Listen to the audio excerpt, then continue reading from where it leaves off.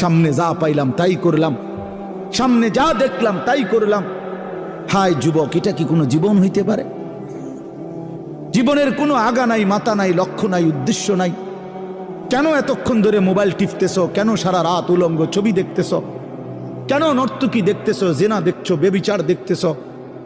এক ওয়াক্ত নামাজ পড়ো না, কোনো দিন ফজরের নামাজ পড়ো না। জানো না রাত কখন হয়, দিন কখন হয়, আলো কখন হয়, ভোর কখন হয়?